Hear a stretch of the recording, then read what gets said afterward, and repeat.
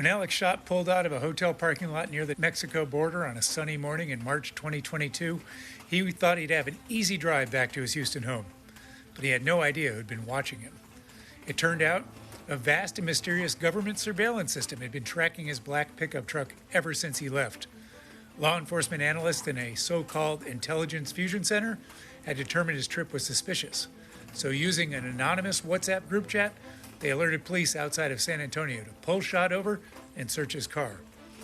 What happened next was a cascade of questionable practices that critics say illustrates many problems with what are known as police interdiction units, squads of officers who use traffic stops as an opportunity to detain and search civilians.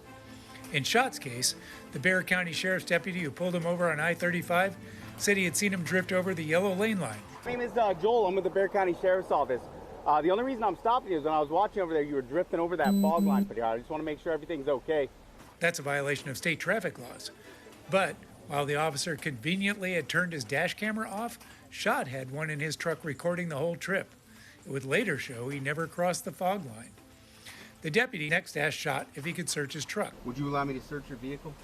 When Schott said no, his legal right, the officer informed Schott that the way he was acting, basically nervous behavior. I've been wrong before, but there's just some things I'm seeing that makes me want to go a little further with the investigation, okay? That would sound familiar to anyone pulled over by police. It was enough legal reason to call a drug dog to sniff around Schott's pickup. The team's canine unit just happened to be waiting nearby. When the dog alerted on the driver's side door, that gave deputies legal permission to start searching.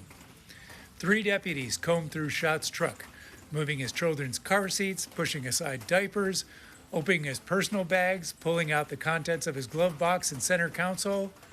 One flagged suspicious signs of tampering in the bed. Another said he saw signs in the engine compartment. But this is what I'm talking about right here. Looks like somebody's been in here. But after an hour of tearing apart the vehicle's contents while Schott stood on the side of the road, they found nothing. Still, in a report later filed, the dog handler claimed he had actually spotted illegal drugs, supposedly minuscule flakes of marijuana leaves that he never mentioned or had tested. And county records showed it wasn't the first time a search report had claimed to have seen drugs when none had been found.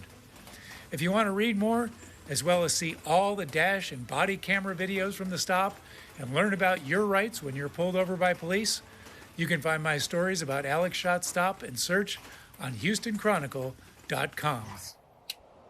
Something's going on.